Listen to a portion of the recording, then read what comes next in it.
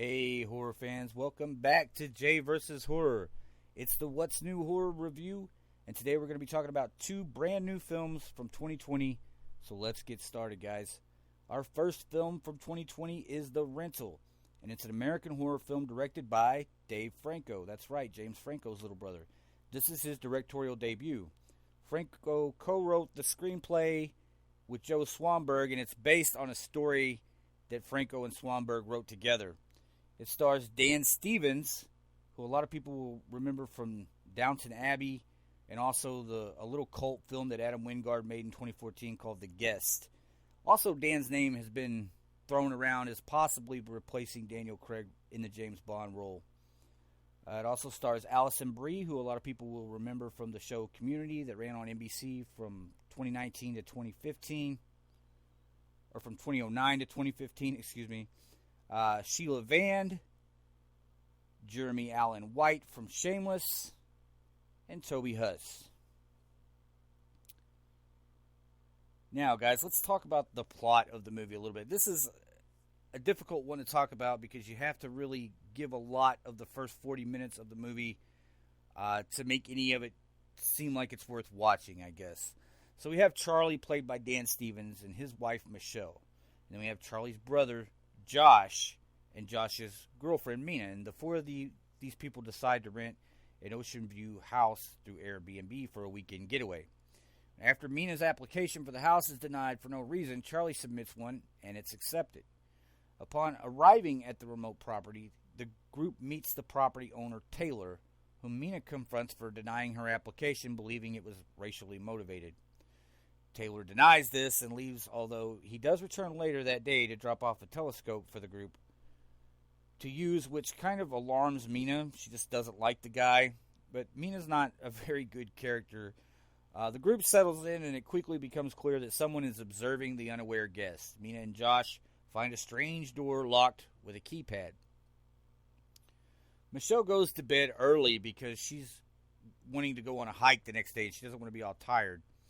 But the other three decide to get high on some kind of drug. We're not really told what the drug is. I imagine it's like ecstasy or something.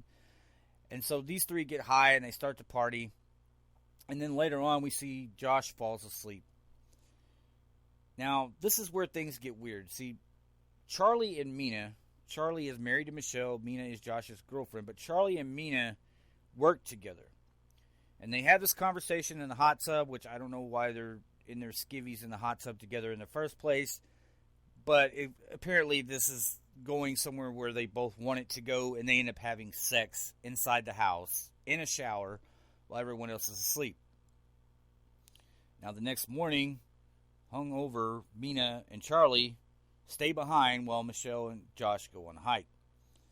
And at this time, Mina and Charlie agree that they should never have sex again, and they're never gonna make this mistake again, and on, but you can just tell that they're both cheaters, and they're both horrible, selfish people. And it's even established later on that Charlie has, done this consistently to all of his girlfriends at some point.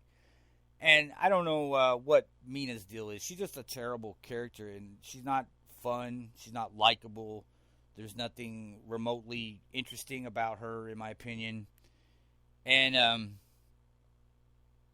so after they decide that they're never going to do this again, of course they're not, Mina goes to take a shower, and this is where things change because she discovers the camera in the shower. And so she yells, and Charlie comes in there and looks, and then he goes to the shower where they had sex the night before, and of course there is another camera in that shower. And so from here, the movie takes a lot of strange twists and turns. It's basically these four characters at odds with each other. They're hiding things from each other. They're hiding the truth from each other. And they're also being stalked by a weird masked man. This crazy-looking mask. It looks like an old guy, like the Crypt Keeper from the movie or something. And he looks like Grandpa from Texas Chainsaw Massacre. And so they're moving around the house. Charlie and Mina spend most of this movie trying to figure out how they're going to keep Josh and Michelle from finding out that they're having sex or have had sex. And they don't want it to be revealed that there are cameras. They're trying to hide this knowledge from Josh and Michelle, and it eventually blows up in their face.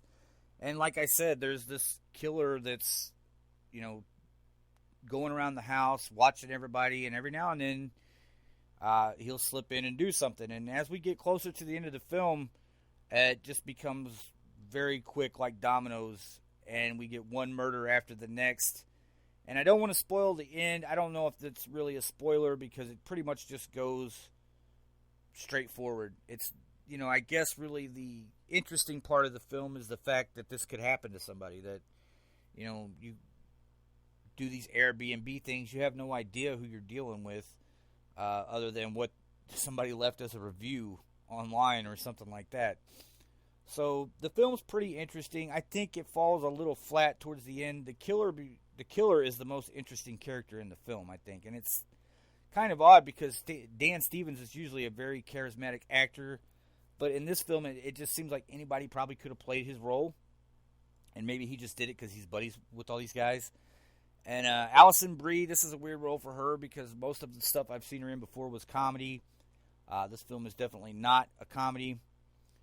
And one thing I will throw in there that I really appreciate about this film, they don't kill the dog. And that's the only spoiler I'm throwing out there. They do not kill the dog. The dog goes missing at one point in this movie. And nobody can find the dog. They're not supposed to have the dog with them, but they do. And then, at the end of the movie, we see the dog again. So I was happy about that, if that makes any sense to anybody out there. All right, guys. The Rental from 2020, pretty good cast. I mean, it's Dave Franco's directorial debut. If this is going to be your directorial debut, it's pretty strong, I'd have to say. I've seen a lot of directorial debuts that weren't very strong. And, it is written by him and Swanberg. Swanberg's been all over this genre. Basically, The Sacrifice and A Horrible Way to Die. He's written tons of scripts and been in tons of horror movies from that 2008 to 2015 era. But, all in all, I would give The Rental, I'm going to give it 6.5 out of 10, guys. I felt like it was a little too straightforward towards the end, and it kind of kills a lot of the tension, because we get to a point here where we just know what's happening, and there's nothing left to look forward to than, the resolution of what we already know is coming, pretty much, right? This guy has set them up, and it's not his first time doing it. So we kind of know where it's going, and that's pretty much where it goes. But it is a good movie. It's shot well. The acting is good. I'd have to give it 6.5 out of 10, guys. So let's move on and look at another film from 2020. And this one is Amulet. I almost want to call it Omelette, but that's more of like something you would have for breakfast, right? Amulet is a 2020 British horror film. It's written and directed by Romola Garai. This is her directorial debut. And it stars Carla Juri, Imelda Staunton, and Alec Secareanu. And it premiered at the 2020 Sundance Film Festival. All right, now the premise that they give you for this, I'm going to read that, and then I'm going to talk about the movie, because I think it's interesting how the premises they give you for these movies. The premise is a homeless ex-soldier in London is offered a place to stay at a decaying house inhabited by a young woman and her dying mother, and he soon begins to suspect something unnatural is living there too. So guys, that's the little premise they give you. This movie is way weirder than that, okay? We're introduced to this character, Tomas, played by Alex Secareanu, and he's an ex-soldier. I mean, he's been in military. They don't ever actually explain like what war he was in or what, conflict he was in. But for some reason, it does keep flashing back to when he was in the military, and it keeps showing us this one-man guard shack that he was running on a dirt road in the middle of nowhere. It almost seems like it's a dream, almost like it's surreal. It's not, something that actually happened. But as we move forward, we see more of these flashbacks. We start to feel like, yes, okay, that's what's going on. So this guy is now homeless, and he's living in a shelter, and one night some chaos goes down, and he tries to sneak out or get out, and he ends up being knocked unconscious, and he's laying on the ground. Well, while he's down there, this nun comes up and finds him, and she takes him to the hospital and gets him patched up, and then tries to talk to him about his life and all that. Well, she knows he doesn't have any place to go, so she finds him this house where this young girl and her mother live. I wouldn't say she's that young. She's early 20s, mid-20s. But she finds him a room there in this house, and basically what the deal is, the house is falling apart. It needs fixed up, and they'll let him stay there for free if he's willing to do the work. The woman's not too crazy about it, but she's down for helping the nun out, and she's willing to do what she asked her to do because she's helped her out a great deal with her elderly mother who lives on the top floor of this house and is very sick. That's what we're told, right? So the young woman is Magda, and she's played by Carla Juri, and I'd say her performance here is very strong. She is very secretive about what's going on with her mother. She doesn't want Tomas to find out exactly what's happening, and so we're trying to find out what's happening too, because for a long time in this movie we don't see anything about what's going on. This relationship slowly builds between Magda and Tomas, where it seems like they're falling in love, but it also seems like she is playing some kind of game with him, or she's, it becomes this weird thing where you just can't figure it out, And then we see that, Magda has been beaten and bitten and attacked by her mother. And so finally, Tomas, I don't want to give this movie away, guys. So that's as far as I'm going to go with it, all right? That's as far as I'm going to go with it. You guys watch it. And the first thing you're going to think when you're watching it is it's just like this other movie that came out, Relic. Came out, a couple months ago or a month ago, something like that. I did not do a review on Relic because, well, for one thing, everybody else did. And for another thing, I didn't like it as much as everybody else did. So I figured I'd let them talk about it. And I think when you first start watching this, you get about halfway through it, you're going to be like, yeah, this is just like Relic. I mean, almost to a T, right? But then the film changes quite a bit, and there are these flashbacks. We realize that there's something in Tomas's past that's not so great. And we realize there's something in this house's past that's not so great. And all these elements kind of combine for this insane final 20 minutes of this movie. I really don't know how to explain it. And I don't want to give away the 20 minutes before that 20 minutes either, because that's the build-up to what's about to happen. And I will just tell you this. The end of this movie you won't see coming. I'm not saying you're going to love it. I'm not even saying you're going to like it, because I'm telling you right now, guys, it is surreal. It is ultra weird, okay? And, but the first, 2/3 of the movie are so good that it's almost forgivable that the end is so weird and ambiguous to an extent. I have my ideas about what I think this actually is. I think you guys will come to some of the same conclusions. But at the same time, there is another just weird element to this movie. They use digital effects, but there's also just like they build this giant effect for the end that you will not believe when you see it. A lot of you are going to be like, wow. And then some of you are going to be like, bullshit, come on. But that is the way the movie plays out. And like I said, I don't like to spoil movies for anyone, so I don't want to get too deep into it other than to just lay that plot out a little bit there and let you guys follow it for yourselves.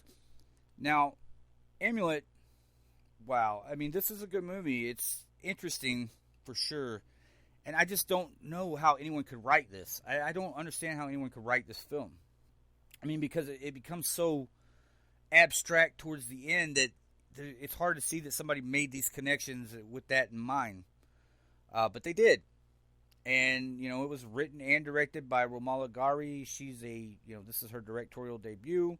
And I'd have to say, like we were just talking about a while ago, this is a very strong directorial debut. I will definitely be looking for her name in the future to see what her next projects are. Because even though I'm not sold 100% on the end of this film, her style is great. And she's really good at building tension. The atmosphere and the tension in this film is thick, all the way through. And I won't lie, I was a little let down by the end because I was so into the movie and following it and thinking that I had it completely figured out. And then I don't even care that I didn't have it figured out. I just didn't like the knuckleball that they throw. The last pitch they throw in this film is a knuckleball, and I swung and missed at it. So I think you guys should go watch it. I mean, definitely, if I was going to put it against Relic, this is a tough one because I told you guys I didn't really like Relic, but I do appreciate its craftsmanship. I know that it's a decent movie. To be honest, it's better than middle of the pack.